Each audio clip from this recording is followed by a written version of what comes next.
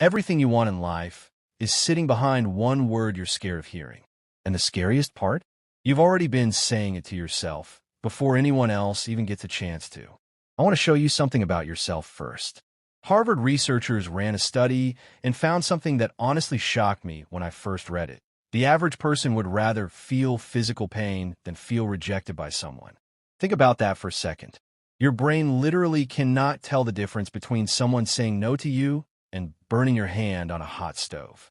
Scientists put people in brain scanners, asked them to remember a time they got rejected, and the same part of the brain that processes physical pain lit up. The exact same part. And here's what that means for your real life. Every single decision you make, every day, is being controlled by that one fear.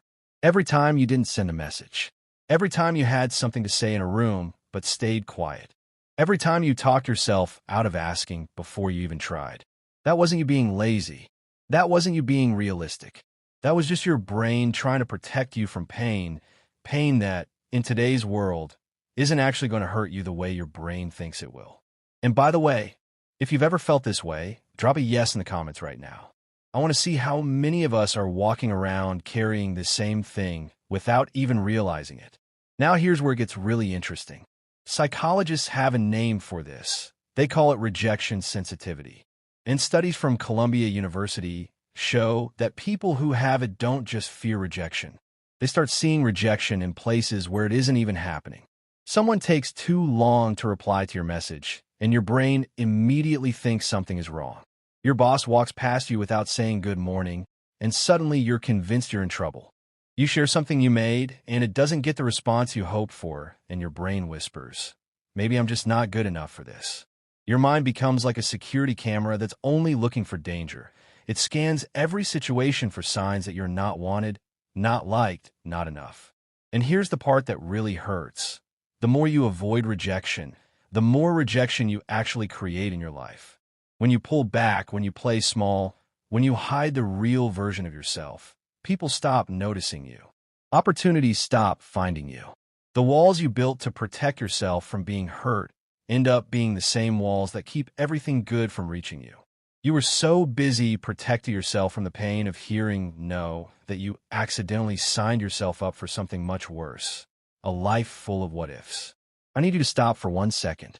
Think of the one thing you've been putting off, the message you haven't sent, the idea you haven't shared, the move you keep saying you'll make when the time is right. Hold that thought, because what comes next is going to completely change how you see it. This is the part of Go for No that flipped everything upside down for me. The book says stop chasing yes. Start collecting no.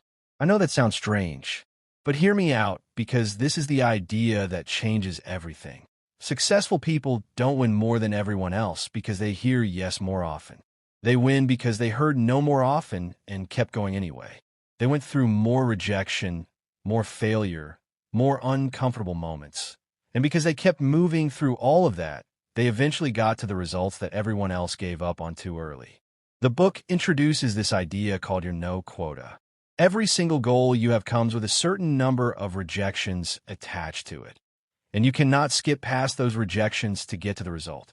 Most people quit at rejection number 3 or 4. They think the dream isn't meant for them. They think they're different. But the only real difference between the person who made it and the person who didn't is that one of them decided to keep collecting no's until the math finally worked out. This isn't about thinking positive. This isn't motivational fluff. This is just the honest reality of how getting what you want actually works. And once you truly understand it, you'll never look at rejection the same way again. If this is making sense to you so far, hit the like button right now. It genuinely helps more people find this video. And trust me, a lot of people need to hear this. So let's talk about what you actually do with all of this, because understanding something and living it are two completely different things. The first thing I want you to do is change what counts as a win for you. Right now, every time you get no, your brain treats it like a failure. I want you to start writing your notes down. Seriously, get a notebook or open your notes app, and every time you get rejected, write it down like it's progress. Because it is. You sent the pitch and they passed. You just moved forward. You asked and they said no. You're one closer to the yes that's waiting for you. You put your work out and it didn't land? Good. You just cross one no off your quota. The second thing, and this comes straight from the book, is to start practicing rejection in small, safe situations so your body learns that rejection doesn't actually destroy you. Ask for a discount at a store this week. Speak up at a meeting when you'd normally stay quiet. Send the message to the person you've been thinking about reaching out to for months. Not because it'll definitely work, but because every time you do it and survive it, you're training your brain to stop treating rejection like a life or death situation. And the third thing, probably the most important one, stop waiting until you feel ready. Feeling ready is not something that happens before you start. It's something that happens because you started. The confidence you're waiting for is not going to appear while you're sitting still.